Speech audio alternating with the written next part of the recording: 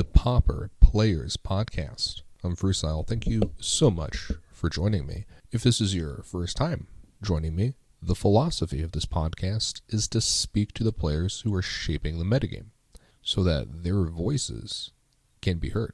This week's voice is jherjamesb, and this interview is a little different. And it's going to start right now with the introduction. Traditionally, I ask each guest for input on how they want to name their episode. After the interview, it's usually that a theme develops during the conversation that warrants highlighting. And I make it a point to bring that into the introduction. This week, my guest can tell you what his theme is because he came prepared.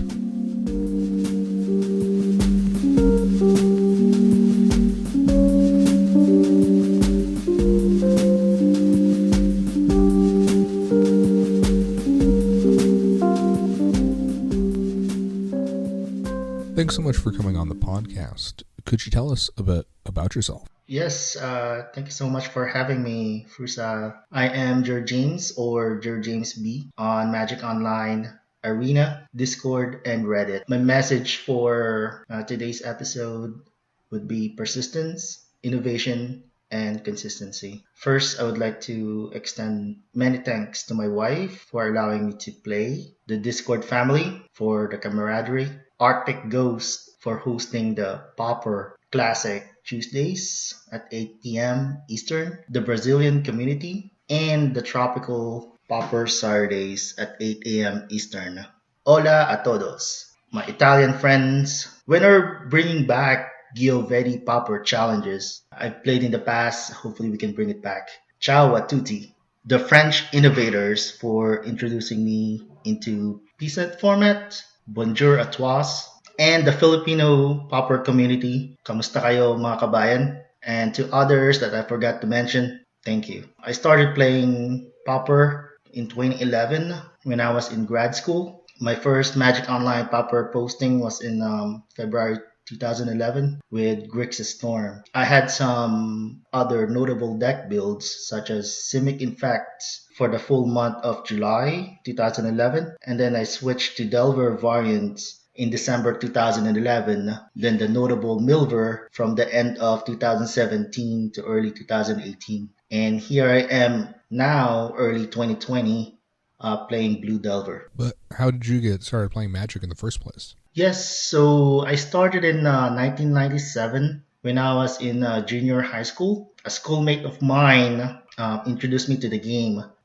We played chess, basketball, arcade, PC, and console games. So being competitive, he wanted to get me into another game that he could probably beat me. And then I fell in love with the game. And then when I travel, if there's no chess tournaments, then that's when I pick up Magic and go to my local game store. I take frequent breaks from that 1997. I pick it up back again when I moved in the US 2005, and then I did not play again until like 2008, and then grad school 2011, and then I left the game again, then came back 2016, 2017, and then late 2019. I think that story is pretty true for a lot of Magic players. I feel like most of us at this point have taken an extended hiatus, or several, as may have been the case. Did you continue to stick with Pauper because of your love for Delver? Because it seems like that's been the message so far, is that you've been playing Delver decks, and that is true for essentially the last handful of years. There really hasn't been any other flames, so to speak. It's just been a pretty serious thing with you and Turn 1 Delver. So since December 2011, when I picked up Delver, the good thing about Pauper is that it's an eternal format. So, and also playing Magic Online, there's not a lot of logistics we have to go through. So you can turn off your computer, come back to the game 6 months, maybe a year later, and you still have your deck. Granted that you need to learn the metagame again and tweak it accordingly, but you have it readily available for you. Between 2011 to today, I've played quite a few decks. I like the math intensive for Pauper and Magic in general. So I like alternate win conditions. So I play Infect. I converted that Blue Delver into a mill strategy. So counting down from 48, that's the number of cards in the opponent's library after turn 4. So that's the count. And also playing Burn or Reddick wins count up to 20. But Blue Delver is what I have for the safe side of things. So it's considered a 50% deck. So it can be good depending on how you customize the deck. And then you have to rely on your sequencing and then sideboarding to gain that extra 10% win rate. And that's all I have for Blue Delver. So that's what attracts you. I was just trying to establish sort of why you stuck with Pauper as opposed to played any other formats. And it sounds like there's a variety of decks that you get to play, and they all sort of have a similar theme. Maybe not one that I would have guessed, but that exists, that draws you to these different archetypes. But, for the most part, you seem to have been on turn 1 Island Delver Go for some time now. So let's talk about that, because I have yet to have a mono blue Delver player on the podcast. So you've got all these top 8s with the deck in the challenge. Now, previously, everyone associated Mezzle with mono blue Delver, but it seems in 2020, it's you that people should be associating with mono blue Delver. So let's talk a little bit about the deck in general. For anyone who's looking to pick up the deck, what decks do you want to play against, and what decks do you not want to play against? Thank you for the question, Crusile. As far as Blue Delver, like what I mentioned earlier, you have to tweak the deck according to the meta, because it sits in the middle between aggro and mid-range. So if you want it to be faster or as fast as the aggro decks, then you have to gear towards that end. It means I have to play either a mutagenic growth or force spike for that angle. If I'm trying to beat Boros variants or Tron, then I will be on the grindier side of things, where I needed to pack in 2 to 3 Phantoms here, in addition with Tragic Lesson. The Piracy Charm is the most versatile card in the deck that is good for both aggro and mid-range decks. As far as why I stuck with Blue Delver, back in the last rotation in Standard, I played Blue Tempo in Magic Arena together with Red Deck Wins. I got invited in the Mythic Championship qualifier a couple of times using those decks. So essentially transitioning back to Pauper, Blue Delver is the easiest one to pick up together with Burn. Any additional questions possibly? Or did I answer your question? Well, no, you didn't. You did not answer my question, which would mean you're probably a shoo-in for a wonderful politician at some point in the future, because you talked about the question really is, designed to benefit anyone who has not played the deck before, that's looking to play the deck for the first time. So in general, what sort of, you said, there's some tuning, right, involved, but generally speaking, what decks do you want to play against, and what decks do you not want to play against? I don't want to speak about Blue Delver in its entirety. There's a context in it. So the list that I played from last Sunday, it is tuned against Tron because it won the challenge last weekend. And then Boros Tokens, which won the PTQ. And then Boros Monarch, which is the second most played during that PTQ. And then against Blue Delver, which was the most played deck in that PTQ. And then I put in a couple of things here where Stompy, Heroic, they both won the last 2-3 challenges. And then special consideration to the following: Izzet Skred, Dimir Delver, Elves, Hexproof, Familiars, and Ores of Pestilence. So with that data, I expect to see Tron at least 2 or 3 times in a 7-round Swiss. The gear that I put in to this version of Blue Delver is against mid-range. Since the 3 decks that I mentioned, Tron, Boros, both variants, and then Blue Delver are increasing in popularity. So to answer your question, my 75 varies from week to week depending on what deck won last challenge or last event, and then what decks are being played more as I see it in the leagues. And then if it's gearing towards mid range, then I'll play the three Phantoms here, three Spire Golem build. If not, and it's geared towards aggro, like the heroic or stompy, then I'll go towards the mutagenic growth, zero Phantoms here, and two tragic lessons. Majority of the list that I've top aided with, either in the challenge, Pauper Challenge Tuesdays, or the Tropical Pauper Saturdays. It's all posted in MTG Goldfish.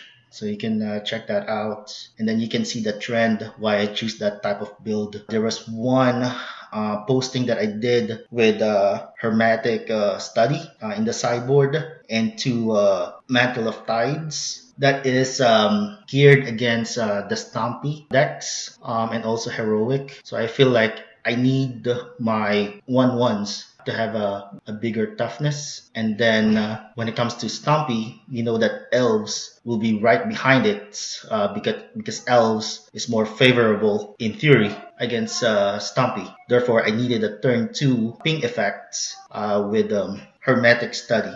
There's also a build where I played two Prodigal Sorcerers alongside mutagenic growth because it complements each other. So if opponent try to piracy charm my prodigal sorcerer, then I can easily protect it with mutagenic growth, and that is against the elves blue delver metagame. Did I answer your questions? Well, in a way, because you let me know that the deck is flexible. So its good and its bad matchups depend entirely on which version of the deck that you're playing.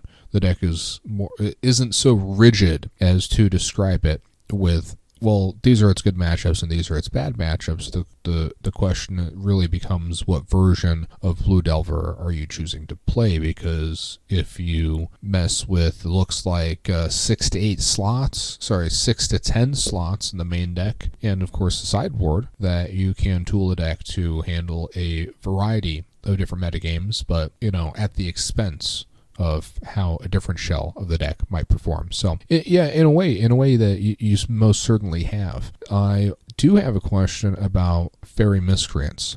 I like Fairy Miscreants. Fairy Miscreants a pretty good card. Most people have gone the way of Fairy Seer, right? We're in the Mystic Sanctuary metagame. It's all about Mystic Sanctuary or bust, more or less, right now. Well, that's not fair.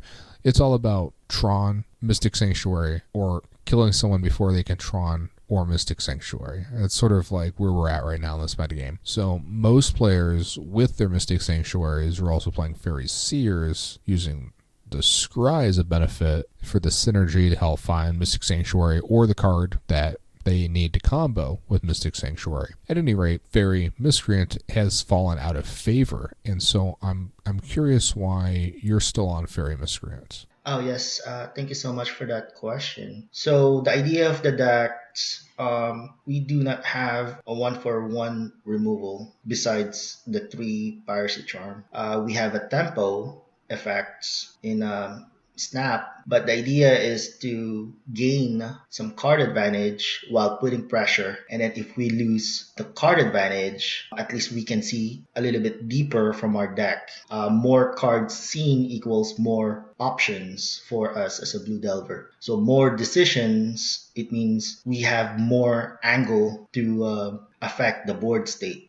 So the idea of the version that I played last Sunday, main board, it have 18 draw cards. I consider 3 Fairy Miscreant as the draw card. When it comes to sequencing, if I go first on the play and I have an option of Delver or Fairy Miscreant, I will do the turn 1 Delver because I value Fairy Miscreant more than Delver of Secrets. The reason why that one Fairy Miscreant can snowball the card advantage using Spellstutter Sprite, the +1 fairy count. If I draw another Fairy Miscreant, that's a +1 card drawn. And then if I draw another land or a Ninja of the Deep Hours, Fairy Miscreant already have flying, so I can easily ninjutsu for another +1 card.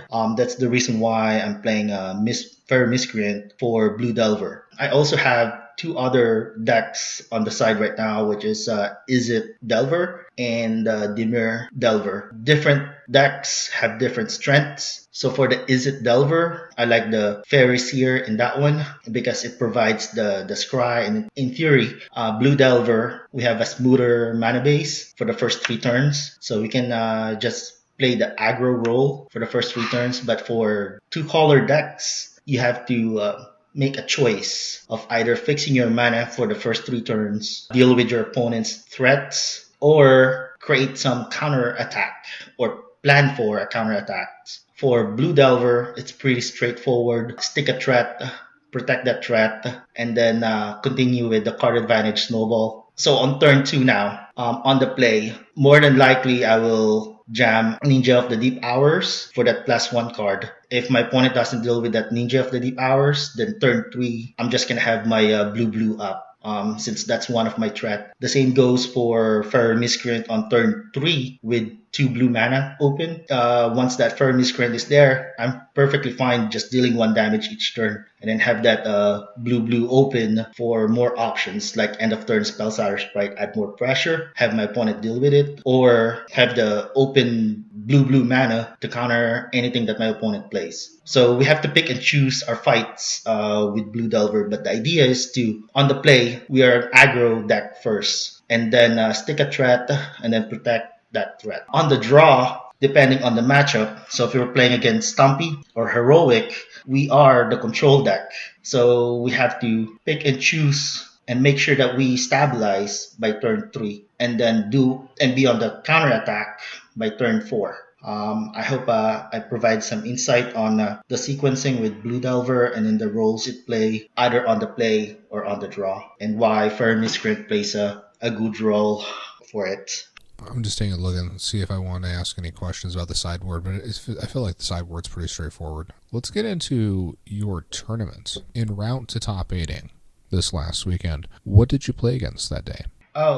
Yes. About the sideboard, I just want to point out for the combination of cards. For the sideboard, we always have to think 1 to 2 ping effects. If we are not playing Piracy Charm, we have to have a max of 2 ping effects in the sideboard. Because Blue Delver, it's very unfavorable against elves. And that's my dedicated sideboard plan against elves. The same is true for Hexproof. I have 1 to 3 dedicated sideboard spots for it. So as far as the challenge from April 5th, round 1, I played in Orzhov Pestilence. Game 1, it was quite a few back and forth. I'm trying to play my threats. Opponent's trying to resolve the 2 cards, Synergy, Pestilence, and Guardian of the Guild Pack. I think at one point of that game, I have the Deprived Mystic Sanctuary softlock.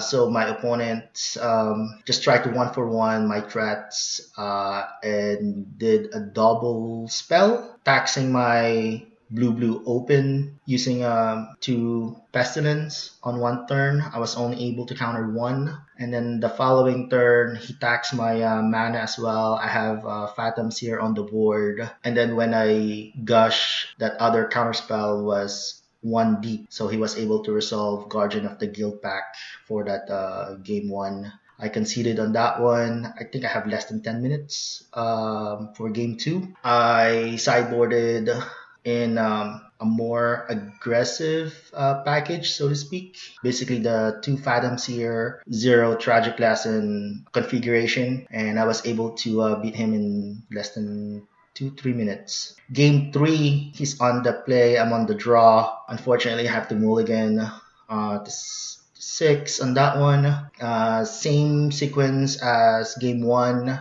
We went back and forth. Mid-game, I was able to get some card advantage. My opponent successfully double spell on his 8th turn, I believe, resolving the Pestilence, taxing my blue open. I'm perfectly fine with that. He cleared the board on the attack step. On my draw step, I have preordained. I saw Deprive Island, and I decided to scry that deprive in the bottom of my deck. At that point in time, the reason why I bottomed that deprive, we are both on the top deck mode. After I force him to discard 3 cards using the 3 piracy charms. What are the odds that he will draw that fourth Guardian of the Guild pack right on top of the deck without filtering?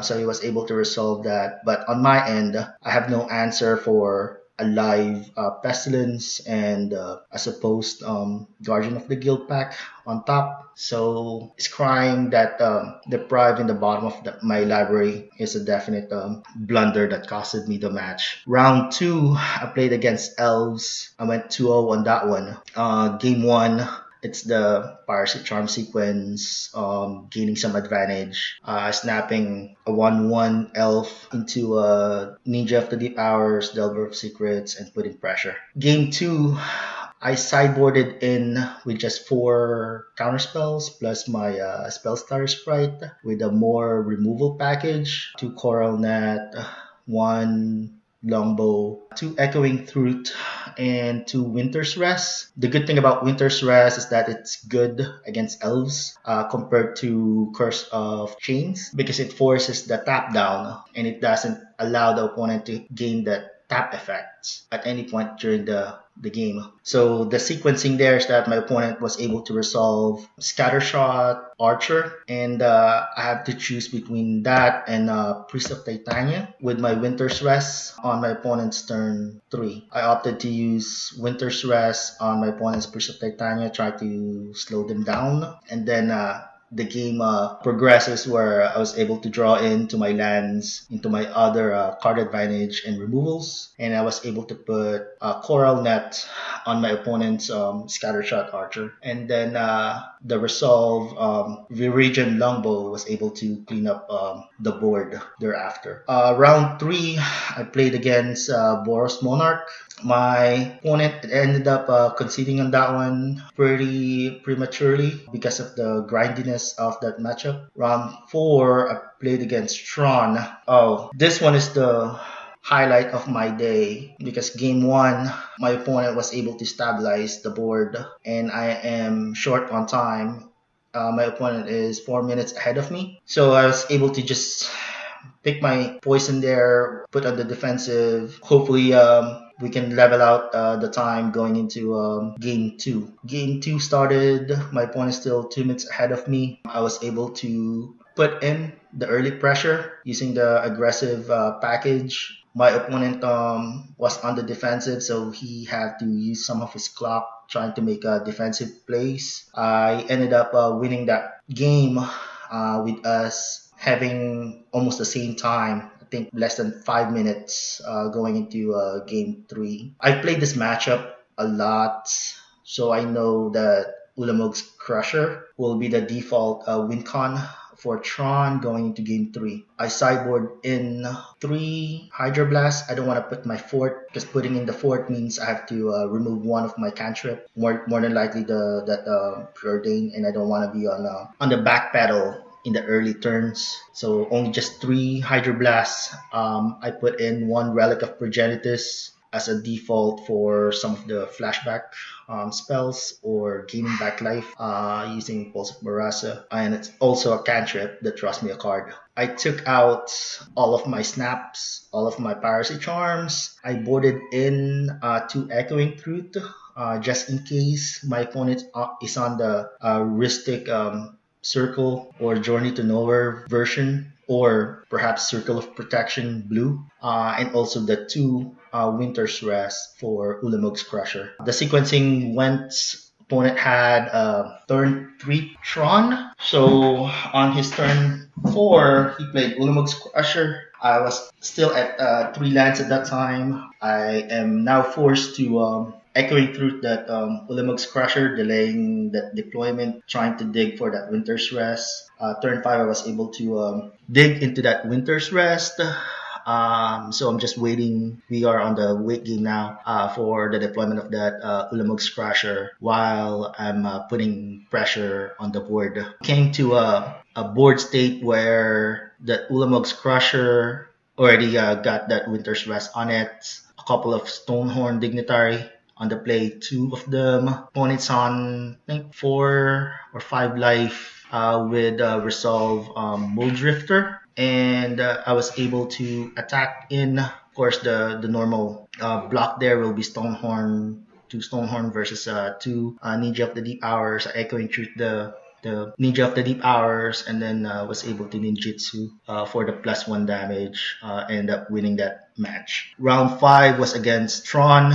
It's pretty standard. I was on the play for game 1, so it leaves me with the aggro start. For game 2, I just boarded in conservatively with the 3 Hydroblasts. Same thing that I boarded in against that round 4 opponent, and it ended up paying off. Round 6, it's a little bit tricky because I was on the draw for game 1. So I have to pick my fights. Luckily, I was able to counter a couple of prophetic prisms, keep the opponent off color, and I was able to win that game 1. Game 2, I sideboarded in the same thing that I did for round 4 and round 5.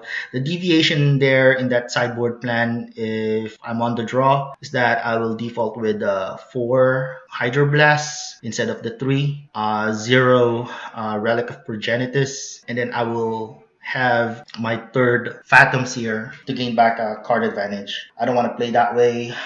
For that round 6, I went with a conservative approach because I want to get some well-needed break for round 7 for the final round. It ended up paying in my favor. So I had a few minutes before round 7. Round 7 against Affinity. Opponent is on the draw. I'm on the play. He mulliganed to 6. So I thought it will be a standard turn 1 Fairy Miscreant into turn 2 Spellstarter Sprite, the Prophetic Prism. I did just that, but my opponent did a turn 1 Springleaf Drum into Frogmite, into turn 2 Atog, into turn 3 baiting that Prophetic Prism into Temur Battle Rage, killing me outright. Game 2 and 3. For game 2, I sideboarded according to the sideboard plan with 3 Hydroblasts, replacing the 3 Piracy Charms, putting in the 2 Winter's Rest as a default,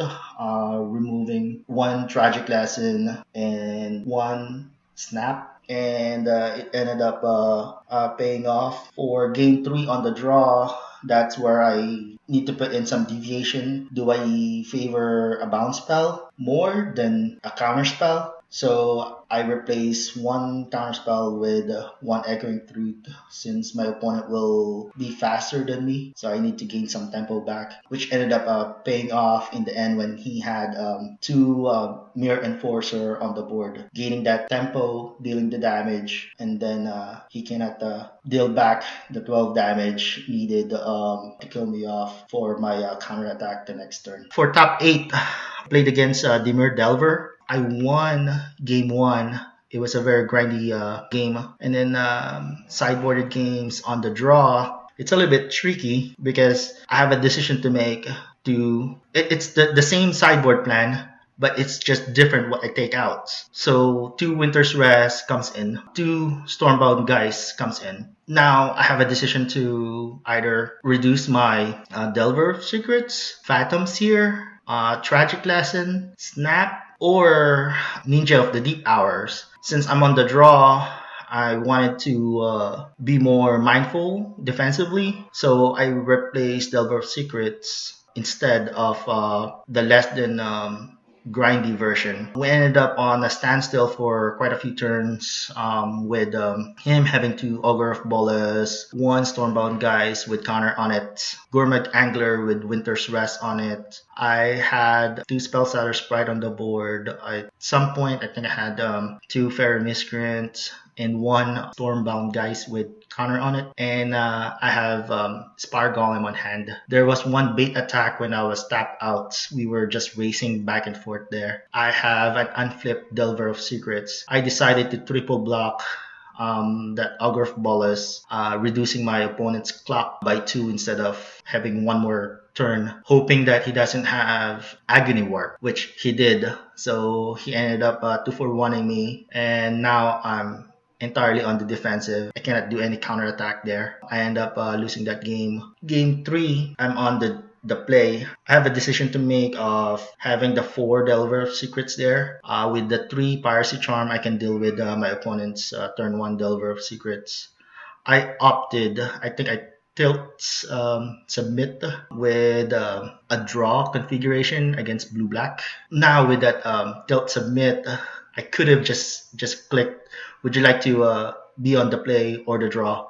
With that configuration in mind, I should have just clicked, I would like to be on the draw. But instead I clicked, I would like to be on the play. Then my opponent, sure enough, had a turn 1 Delver of Secrets, and I'm stuck there with double Stormbound guys and 1 Spire Golem with just a couple of islands and 1 Piracy Charm. So it ended up tempoing me from the very beginning, and I tried to claw back, gaining the advantage, and I wasn't able to.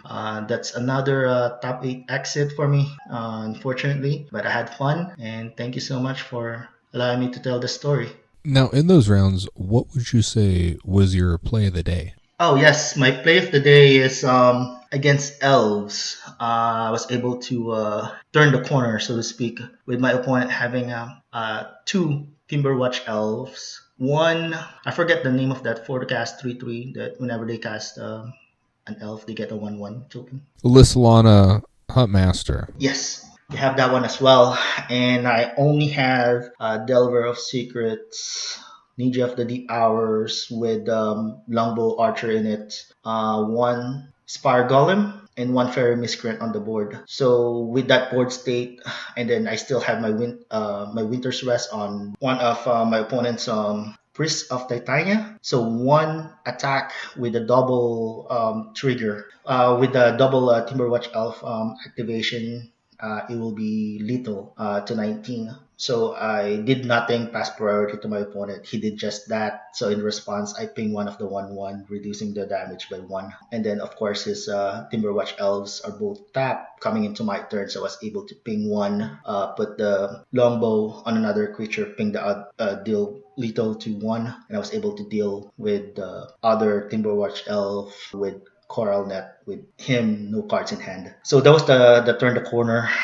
If he would have just attack, do 1 activation of Timberwatch Elf, I'm on a standstill. I cannot do anything, and I won't be able to kill his Timberwatch Elf there. The other turn the corner that I had was that round 4, game 3 on the play, calculating that my opponent will board in or will play Ulamog's Crusher or on that Ulamog's Crusher plan, with both of us less than 3 minutes remaining, calculating the odds of my opponent doing just that, and then having or digging for Winter's Rest for a counterplay. That was the highlight as well, together with the double Ninja of the Deep Hours getting Echoing Truth, and then ninjutsuing for lethal. So I also played the challenge for the first time in a while. The last time that I have participated in this event was the first challenge of the year, which I was fortunate enough to split. And in the episode where I interview myself about that finish, I'm pretty humble about it. I really say a lot of times, hey, I had it, things went my way. Not quite the same as I go 1-3 drop with Boros Monarch after Bilster sort of put me onto the deck. And, I had some success with it in leagues. I took it for a spin and went 15-5 with it in leagues. It is an excellent choice for leagues. Probably not the best choice for this particular challenge, given the amount of Fogtron in the field. Didn't matter. That's not how my day went down, but it didn't start off well when I opened up on a misclick for my land and put myself a turn behind throughout the entire game. So that's certainly my misplay of the day, because it wasn't really the longest tournament and I didn't have too many wins. I think my play of the day is just recognizing at one point during round 2, game 3, I'm against Burbman, aka Entropy 263, and he has 9 cards in his hand, and he's playing Familiars. And I just realized, what am I doing here? So I just concede because he went in the tank, and Birdman's a very fast player. So I've only seen Birdman go in the tank a couple times. He's not in the tank here because he's in trouble. He's in the tank here because he has 9 cards in hand and so many insane plays. And after about a good 30 seconds, which is just about the longest I've ever seen him take on any decision ever, right after that 30-second mark, it's like, all right, I'm toast. So I just packed it in. And some people may not think that's a great play, but I gotta tell you, I saved myself a lot of time there because I'm pretty sure I'm dead that turn. It's just one of those things. I'm either dead that turn or next turn, so it doesn't really matter. At any rate, so that's my take. It's just been a while since I've been able to contribute for play of the day that I'm in the mix. And it's been a while since I've had a tournament report in the challenge. This one is, a doozy. Played Boros Monarch, lost mirror match, lost to Familiars, beat Burn, lost to Affinity in round 4 to end it. So a short tournament for me. But I will be back playing the challenge much more frequently as I'm playing a lot more Pauper now that I'm stuck indoors a lot these days. Now, a note that we're going to end on, as always, each week is going to be the Silly Slivers abilities. What is your Silly Sliver ability? Yes, thank you for that question. All slivers gain shapeshifter. Well, as you know, I play a lot of blue delvers, so there's quite a few count of fairies. So it will increase the fairy count and help out my 2 favorite mill decks, the Pauper Classic Milver and the Pauper Standard Persistent Petitioners. When you say all slivers have shapeshifter, they just gain the creature type shapeshifter. Are there any other things that works with other than the 2 that you've listed? There could be.